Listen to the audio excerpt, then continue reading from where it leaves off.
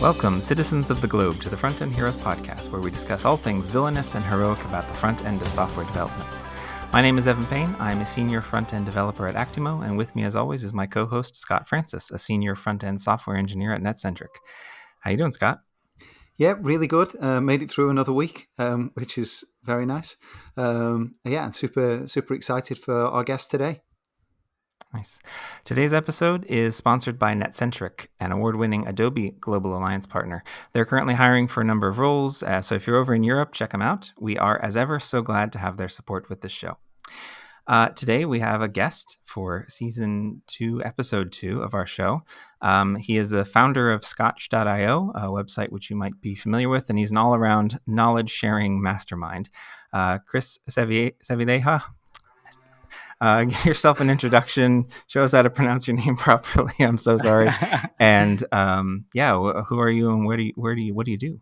I think you did a great job. It's Chris Sevilleja. And lately I've been going by Chris Sev. It's just easier all around for everybody. I founded a website called Scotch.io. We do web developer tutorials, primarily focused on the front end, a lot of JavaScript. And about a year and a half ago, we joined DigitalOcean, got acquired by DigitalOcean. So now I'm on the developer relations team as a developer advocate. And it's been a lot of fun. Lately, my role has been to build cool things and talk about building cool things. Yeah, that's great. Thanks for that. So this week's episode title is The Daily Planet. You know, from comic books and stuff, there's usually a sort of large news organization.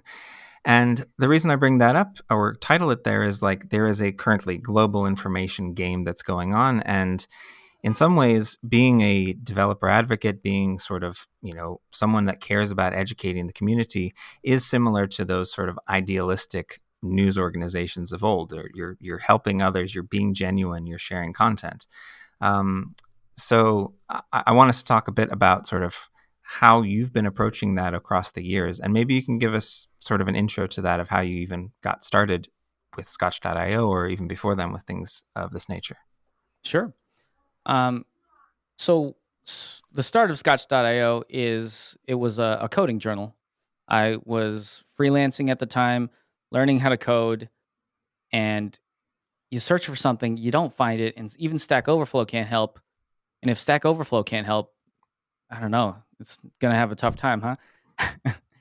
So I would try to figure stuff out, and I figured if you figure it out, put it down on paper or a blog, and if nobody comes to read it, it's fine, but it kind of helps solidify my knowledge because if you write it down, just that repetition is good. So after a minute, 8 months, we got traffic. So for 8 months, we were writing articles on stuff we were personally learning, a lot of Angular at the time, and finally got some traffic. And then from there, it kind of just snowballed.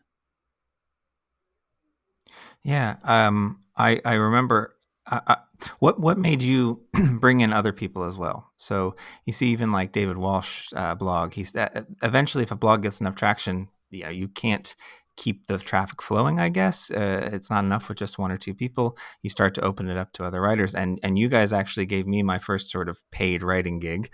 I wrote for you guys on the site once, right around when I started at NetCentric before as well. But what made you go in that direction to open it up and bring other writers in? Yeah. The progression of a blog is usually, you write, you get enough traffic, you unfortunately put ads on it. And I always joke, like a blog lives long enough, or like dies a hero. What's that Batman quote? Dies a hero or lives long enough to put a billion ads on it. And that's kind of the sad truth about blogging these days. And we can talk about that later. But what ended up happening is we got enough traffic. We had enough ad money that we had the ability to pay people. And we didn't even go searching. And we've never really done outreach for new authors. Yeah. People were just attracted to us by the content. And I guess our mission kind of resonated with you and a lot of other great authors. So it's been fun. It was a great way to like meet amazing writers. But it was all organic, and I don't really have a game plan for what we did. Did you like? It sounds amazing that it was like this organic, but did you kind of have did you have like editorial control over any of this? Like, were you taking the time to look into what was actually being being written for you? I mean, like Evan mentions, it was a paid thing, so I presume that was the case. Yeah, I for a very long time edited everything, and so there's a lot of guest author programs, and the way I like doing it is I like putting a lot of the work front heavy. I like to front load the work. So basically, I have a list of titles that I like. If people have their own title, I give them an outline. So you try to avoid the situation where they just come to you with a big article and you're like, oh, I got to edit this giant thing that I had never seen before. So by giving an outline, giving title, giving feedback early in the process, by the time they get to the rough draft stage, it should be like 80%, 90% of the way there. So eventually we did hire some people. Some of the guest authors were happy to help edit the other guest authors. So yeah, that was the process. I want to talk a little bit about this overlap that I think we've all encountered anyway. Of okay, yeah, the thing maybe you're more passionate about is, the development side, but there is this impulse then to share and to do other stuff with it. But then again, some people that's not necessarily their skill set. I don't know. It's for me, it was okay. Like I did a lot of writing in high school and stuff, and it made sense. But like Scott, what about from your side? Do you find the approach, like when you go to write an article on something, is it straightforward? Is it like a challenge? Honestly, for me, I've never actually written like a technical article that to publish like about our industry, about anything that I'm doing with that. I do have kind of experience with it. I used to write for a football blog, a soccer blog, but that was basically about my team, and it was something that I was like so close to, and it was a way of like just engaging with other people about the team and seeing if my opinions were valid. I mean, to me, it was a really simple thing because I've always enjoyed writing. I've always found that to be like a skill set. So, but even though I've never put anything out like as a technical article, I think all of us at some point write documentation, or at least we should write documentation. So we're all practiced in that. I think that anybody who joins a new project or has people who join in a new project wants to be able to give them information pretty quickly. So they're the kind of things that I've actually written. And yeah, like the more I've found that I do it, like the better it becomes. And I think it goes back to the point that I was really making about the editorial control. My main thing is with anything like this is the quality of it. I mean, you could perhaps get talks, you could get articles, you could get them in abundance, but really, is it delivering the quality that you need? That's maybe this is a different point, but I mean, like, and I could be jumping here, but part of the problem that I have with seeing so many articles on sites like Medium and others is that, especially with Medium subscription like package, it kind of feels to me like, well, but they're not. This isn't professional writing, and I could go to an article on Medium and be completely dissatisfied, but I've had to pay for this. So like, it really that's the downfall for me. I don't know what you guys think about that. I don't want to run Medium down or anything, like saying that this is a terrible idea. But for me, that's how I see it. Yeah, that gets into a little bit of the topic earlier, right? Is how does a blog become financially successful? And do they have to give up some of their identity to do so? Which, to me, I feel like Medium did, doing that, especially getting everybody in the door and saying like we're an open writing platform. But yeah, I guess there's two things to tackle there, right? Like the writing process and how you feel about your writing.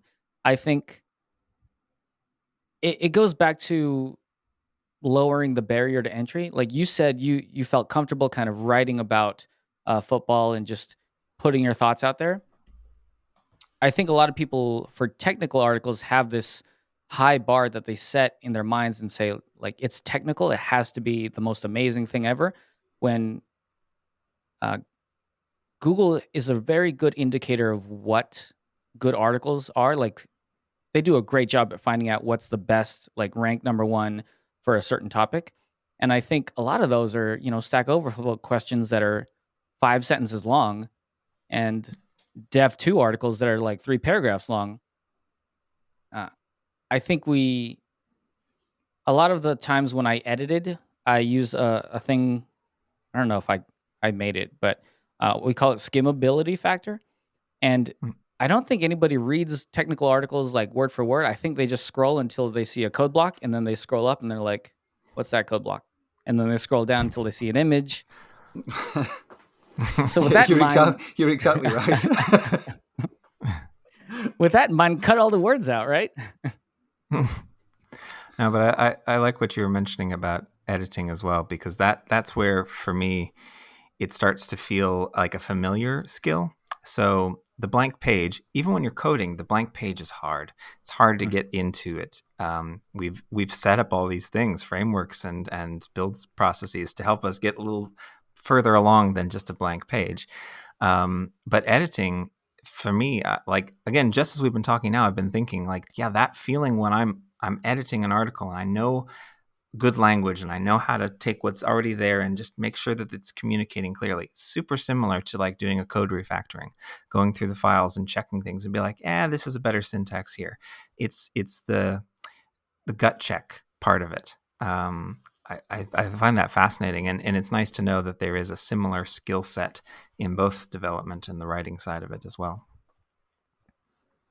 Yeah, having readable code is that's halfway to a readable article. Like, if your code is so well documented and like your variable names are, I have been getting into a habit lately where my variable names are like sentences. Yeah. Which, who knows if that's good or not, but at least I don't have to write the comment for it above the line. So, but if you can write like that with your code, where anybody can come in, or even you can come in 6 months down the road and know what's happening, you can write a good article. Yeah, that's the one thing that I think is missing. So TypeScript helps with that, of you don't have to document everything because you can hover over it while you're in your IDE and see like what's being passed through. Destructuring is potentially quite confusing when you just read it in an article, but in the editor it's no problem. And the articles are sort of missing that context, so you really have to add the comments or spell it out more frequently, I guess. That's a interesting thought. TypeScript for articles? Yeah. Where it could reference like IntelliSense for Scotch.io. Where you could reference all of the code blocks from other code blocks. All right, let me go find a domain name. There you go. That's how it works. Yes. Okay, there's that entrepreneurial spirit. So one of the reasons I invited you on the show is I've seen you do that. So you got Scotch up to a good place. You kind of, sold it on. That's great. You're working for DigitalOcean, who sort of bought it from you. I want to hear about that too, but I also want to hear about the impulse that you have to sort of do that and start up this new thing you're working on as well, and the videos and such. So we'll get into what that is later. But for now, like, what drives you to, well, how have you found yourself doing these sorts of things over time? Right. I think my through line has always been try to provide, for every coder, there's like 100 non-coders, right? And for every coder, every one of us can get better at what we do. So my through line has always been education, and just saying, if we can learn to code better or teach more people to code, world is a better place. And lately that has transformed into, how do we take code and turn it into businesses, right? Like there's a really fun push that I've seen for saying, hey, go online and make $1 from any product that you make online, and your world will be changed. And I think that's a great mission statement to have for a lot of people. So there's a lot there. I'm not sure which way to go. Yeah. No, but I absolutely agree with that sentiment, because it comes to the idea of what are you actually trying to solve with the thing that you're building? And if there is a money-making aspect, get that out of the way first. Figure out how Stripe works so you can get your payments in. Because having that solved, at least knowing how to get that going, the tooling will improve in 6 months' time when you're going into another project. You'll remember enough to sort of do it again, and then it's twice as fast as it was the first time, and then that thing can start making a little money. And you read books like the 4-Hour Work Week and all of that, and they tell you, hey, passive income, set up these little things that make a little bit of trickle of income and let them run. And as you build up more, that makes a lot of sense to me. I've done that. What about you, Scott? No, I haven't. I've never had it in me to have like a proper side project. But you have young kids now. Mainly so that makes it harder. Mainly that's the reason now, because before I came to Barcelona, I've been in Barcelona like six years now. Like this week was our anniversary of being in here, of just doing something really ridiculous and deciding, do you know what? Let's move to a city where we've got nowhere to live and we don't know anybody. But it worked out. But since me being here was when I became an engineer. When I became a software engineer, I'd always done websites and like things like that. But this was the start of it. But since then, and I actually got what I would consider to be good.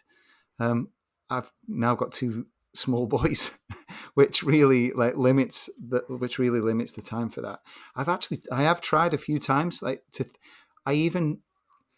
big idea for the last project that I thought, this would be good, was I was playing fantasy football, but with people back home, and I realized I used to be good at this, but now I'm not. Like now I really don't have the time to dedicate to this. So my idea was, I'm going to make something that's going to predict. Like I'm going to make something that's going to tell me when I should make moves in fantasy football, and this is all going to stitch together. And I'm basically not going to have to do anything. The program's going to tell me like, oh, we need to make this transfer. You're going to win this. I even started trying to make this, and I thought this is going to be so cool. This is going to be amazing. After a few years, I'll be able to get some money from this. And then I realized the enormity of it. I just thought, right, that's for not now. But that enormity stops people a lot. So I've done that a fair amount of time. I still have notes on all these little half-started projects where I'm like, this is a thing. I know that this is a need. Let me start to sketch it out. And I didn't have the expertise back then to know how it works. And even now I'm like, someone else is already doing it and so on. But if you can start, from my experience, the one thing that I've had succeed so far was that something that was tangible and small that I got going, and it wasn't simple enough that I could do it on nights and weekends. And it was just, eventually it was done as well, because it's never ending. But you say like, okay, I can release this now. Once you have that in place, you can do the next one a little more easily as well. You've started to set up your own flows for these things. Yeah. I do actually think that this isn't going to make money. But recently I've been working on like a small project with a really small team. Like there's like 5 of us, really like dedicated. And what we've actually been doing is we've been trying to create almost like a design system. We've created a JavaScript library basically, which is gonna give people add classes to their HTML when this script runs at the initial page load. It's going to add classes that's going to tell you things like, is the connection speed. Like, so for instance, you'll have a class in the HTML saying that someone's on slow connection. From that, we want designers to actually use this in the similar way that they would use breakpoints, for instance, and actually say, right, okay, so we know we're going to have this information. So when we design a component, let's design it so that we've got this in mind. So we have a slow connection version of the component, and we have a fast connection. The simplest example could be you have a teaser that doesn't load an image because somebody's on a slow connection. And so the image is decorative, really, but we want the page to be quicker. So we just don't load the page. This is... I mean, we're really enthused about it. We did some actually making the library itself was the first part, but then we got people to come in as a product owner, as we got people to design branding, and we're actually going to release like next week. But this is the closest thing I think I've done to like something like that. But we actually did it during as a small project with the company. But it's been a really lovely experience because it's been like sponsored by them, and we've been able to do it. And now I think it's really, for me, it's really lit something in me that's seeing the possibility of doing it. I suppose like finding a small thing to build and perhaps bringing people in is a way of like speeding that process up in like a private project. Yeah. No, that sounds cool. First part to that, I think that component-based optimizations like that are should be more important. But like that helps along with saying, hey, component, you're responsible for your own speed, your own design, your own stuff, instead of relying on top level. And I also think component queries, are those out yet where I can resize Almost. based on Almost. All right, I'm waiting on that. But and the other part to that, right, is I think it's fantastic when you can have somebody backing the project. Like you said, the company helped sponsor it. That in and of itself is such a way to like push people forward and keep people motivated. And I think the web is moving to that. Sorry. Yeah, Go ahead. I was just gonna ask if you had touched into that side, because I see that in the community. There's the West Boss kind of crowd that is, my services are valuable. I'm going to charge appropriate amounts for them, and I'll give away some free stuff. But generally, like, my business model is you pay for my courses. And then there is the kind of, Vue and Eduardo from the Vue core team, who they rely on the funding from, GitHub sponsors and all that, or Patreon or whatever it might be. Both offer really valuable things to the community, but it's two very different models of approaching it. Do you have experience with both sides, or have you been just the one side? Yeah, I have experience with both sides. And I mean, I haven't put too much effort into the sponsor patron way.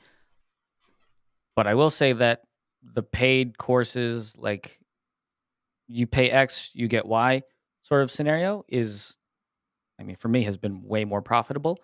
We did do like $2 a month support Scotch.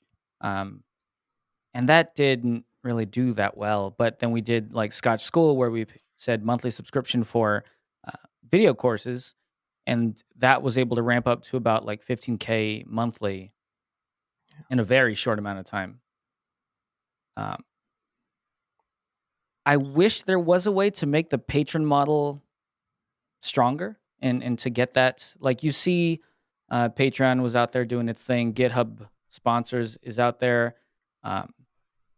Twitter's getting super follows. YouTube got $5 subscriptions. I would love to see that take off. I think the issue I've run into, because I've looked into it a few times and even like set some things up, is it's just very saturated.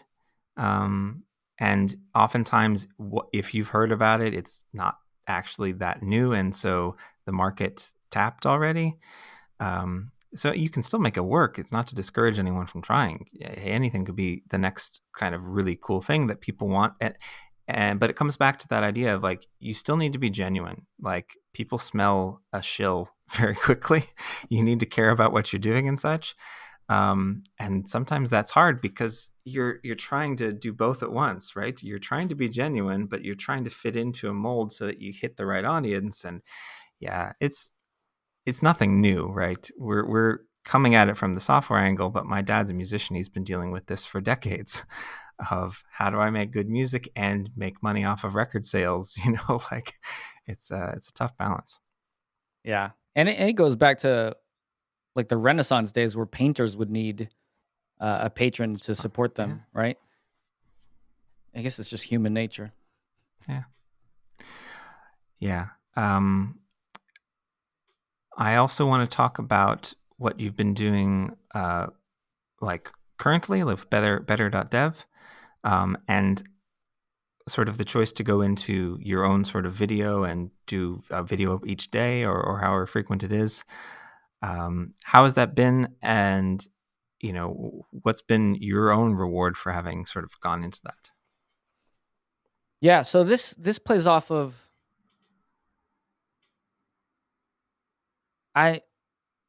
having had Scotch for about 6-7 years, and now being with DigitalOcean and no longer being like Scotch, no longer being my main focus.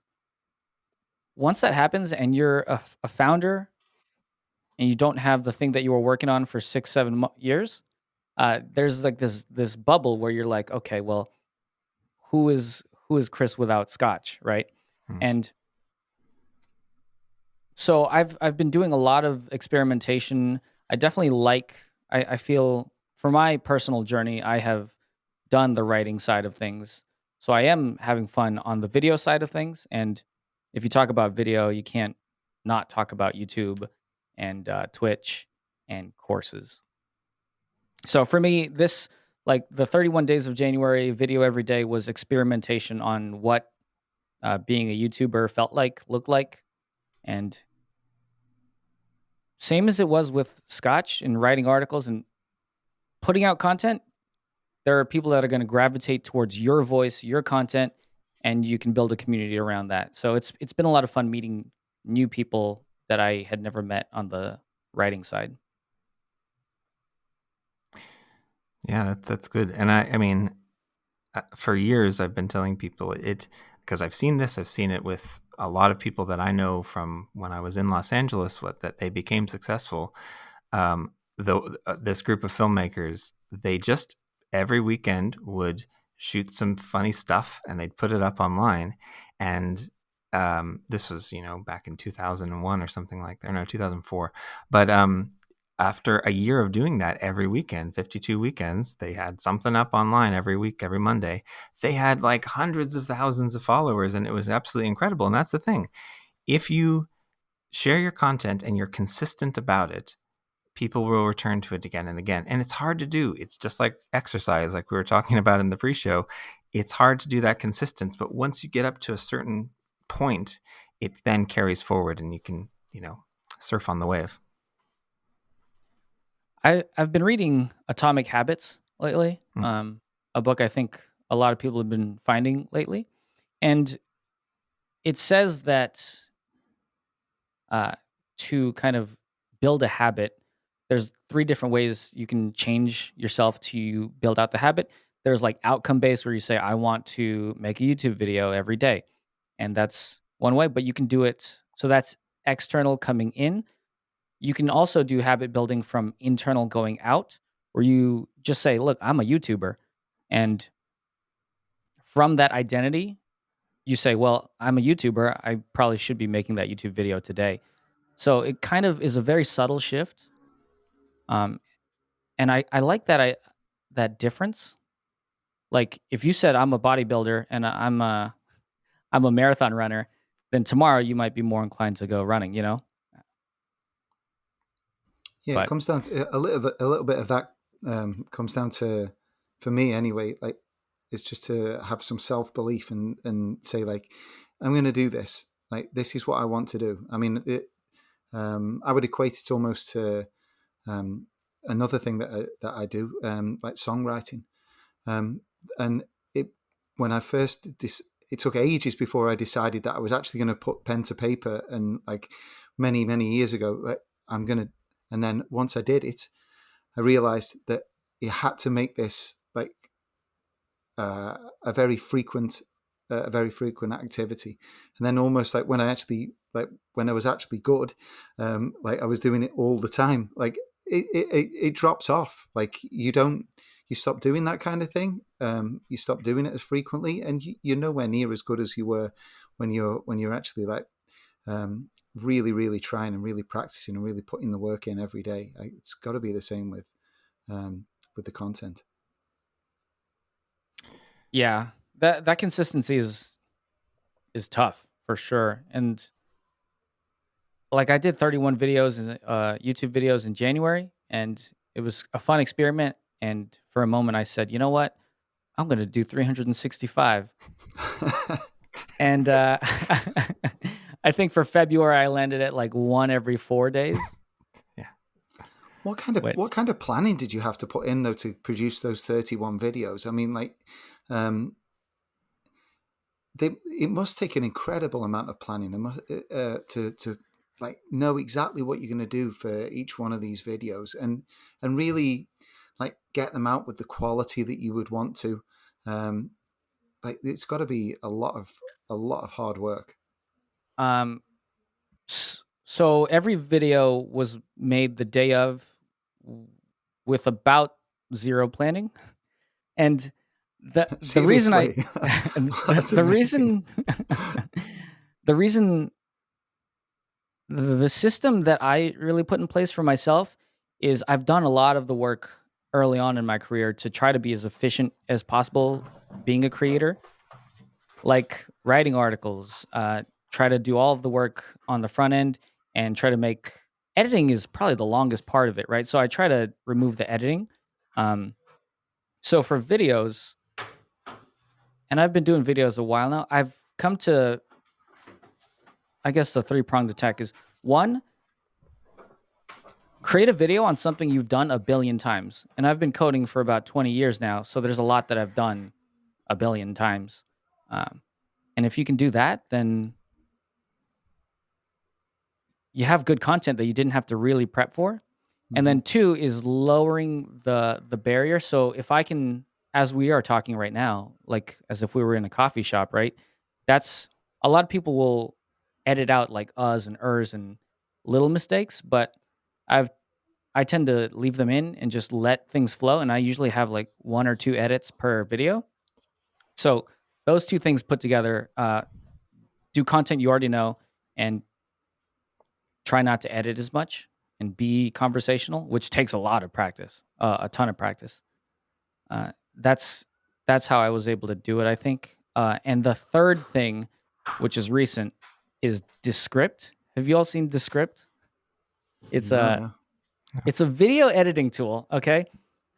And I wish they would pay me for this because I yell about them a lot. But editing sucks. It's not fun. And you have to like go through the timeline, scrub through the timeline, all that fun stuff. For Descript, you drag your video file in and it automatically transcribes it into a text document. And as you can highlight text, delete text, and it cuts out that part of the timeline of the video. So how does that end up looking though? Does that end up like looking, you know, when you see a YouTube video where it is cut quite abruptly, so like someone's moving, but it still flows. Is that right? Is that the effect that you get? So there's 2 ways to do a cut, and you can say find all filler words, and like my last video had 36 uhs in there, which is terrible. But you can have it cut out all the uhs, and you can say don't cut the video, so you can visually see me go, but the audio's not there, and it's minuscule. It doesn't matter. Okay. I mean, I've been watching people's videos where they do the cuts and it's fine. I literally in film school remember that, and it's not a big deal at all. Like the brain just gets used to the cuts and then the rest of the video is fine. So that's super cool. I really like that, what you said in particular though, of you should pick something that you know like the back of your hand that you can talk to about anyone. I'm going to do something for my internal team on NGRX next week because literally I've just been refactoring and doing a whole bunch of stuff in it. It's right there in my head. Which brings me to another point of finding topics to share knowledge on. A lot of my proteges and stuff, they would say like, I don't know, it seems like everyone already knows this. And that's a big impulse. As soon as you learn it, yeah, you already know it. It doesn't feel like it's worth sharing. But there's a whole bunch of people that have no idea, or even if they do, they don't have the insight into it that you have based on your experiences.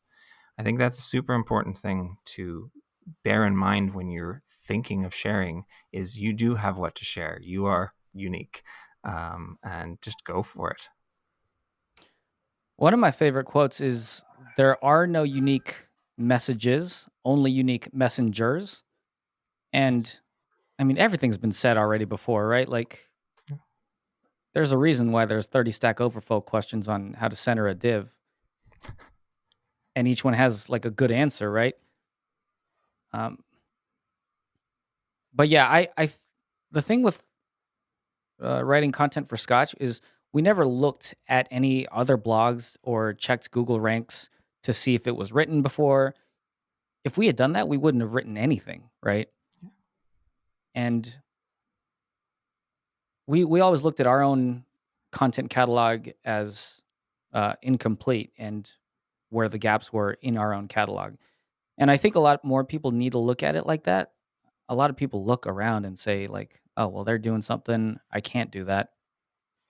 And the last part to that is, if you can remember what it was like to be a beginner, that's a superpower on its own as a content creator, because you already have the knowledge to write, let's say, 1,000 articles. You just don't think they're good articles because you think the knowledge is too basic.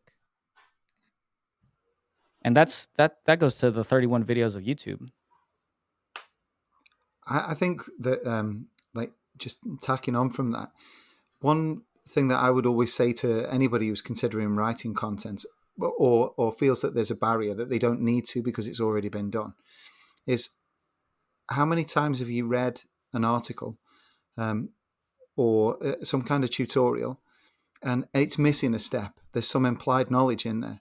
Like, if you find something which is like 80% good, but there's some implied knowledge in there which holds you up for like half a day, and if somebody had just written that in that article, it would have saved you so much time. Then, hey, there is need for another article, because you could even, to my mind, you could even quote like, there's this, I'm basing this on this article, but there's some steps that are missed. And I think that that almost creates better documentation throughout the web on any subject that you could find. Like, I think implied knowledge for me is always the killer of any article. Like, as soon as, and as a writer as well, I think I would urge anybody to like read it again and again. Have I missed a little step there which doesn't seem important, but man, that's going to be really important, like, to somebody. So yeah, I think that's another reason to write an article. That's a very good point. I have two counters to that, or additions. One, the one that most people miss is import statements at the top of a file, and also the file name. They're like, hey, here's all the stuff, and you're like, JS file, HTML file, like, which component? Yeah, see, if you build that thing we were talking about earlier, then it'll probably be there by default, right? You'll have the file the fragment that needs to be referenced, and you'll have to do the import statements. That is one big project. Hey, I mean, like Yves Van I don't remember his name, but that kid that did Code Sandbox, like, that was a big project. They got it going though, so it can be done. Yeah, that's the brilliant part of the web. Blitz, yeah, amazing stuff. Before we get into our final segment, because it's about time to wrap up, I do want to mention that you also never know who's going to read your content and sort of benefit from it. Even as we were talking, I triggered back to when I was still living in Ireland and struggling to define like what I was doing in tech. Was it just making like random websites? Was I like fixing computers or what? And I was reading on Scotch.io articles on AngularJS back then, and like trying to learn it and failing to learn it, but not giving up. And I still never learned it, but it morphed into other things. But it helped me define myself as a front-ender, which in turn led to amazing things in my career since then. So thank you. Big kudos for having that resource there to begin with. So as we get into our wrapping up segments, we want to have a segment called True Hero, where we want to highlight a few true front-end heroes that are working across the planet and to thank them for all that they do. This time, Chris, you suggested we call out to Sam Julien. If you want to tell us a bit more about him. Yeah. So Sam Julien is also a guest author on Scotch.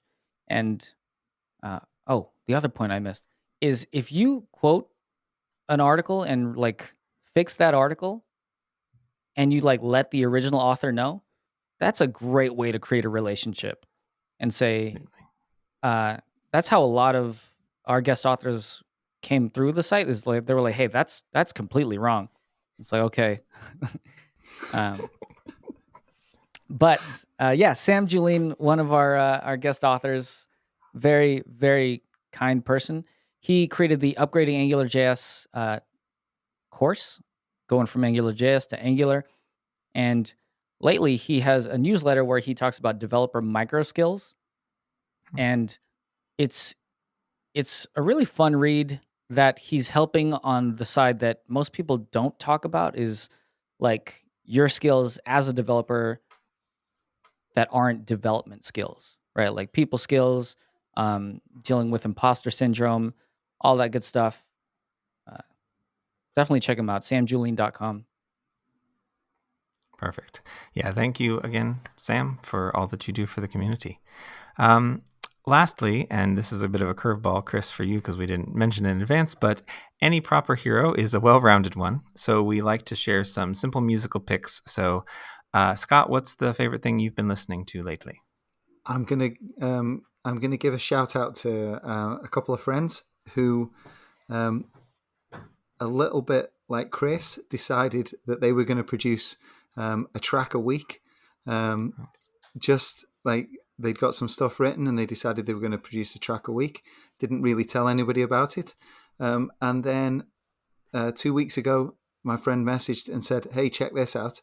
And he's got an album on Spotify, which, so like really nice job. Like I've listened to it and I can honestly say it is good. It is. So and they're called Anaconda con Leche. So shout out to them. Cool. Thanks for that. Chris, do you have something in mind? Yeah. So I guess if we're leaning to like the smaller artists, like a buddy in the JavaScript community, Ken Wheeler. He has been playing around with like electronic type stuff. His album is also on Spotify, which I have found. If you know Ken Wheeler on Twitter, he's a little bit crude, maybe the word. An acquired taste. Yeah. Acquired taste is the word. Yeah. So, but he's a fantastic person, great coder, puts out lots of open source stuff. His album is called Love Songs for Your Mother, and it's on it's on Spotify as well, and it is actually really good coding music. No lyrics, just all electronic. Awesome. I normally go for myself for an electronic pick, and I have a really weird one, but it's maybe too weird. So instead, I'm going to go with some Irish nostalgia, and there's this guy, Finn Regan.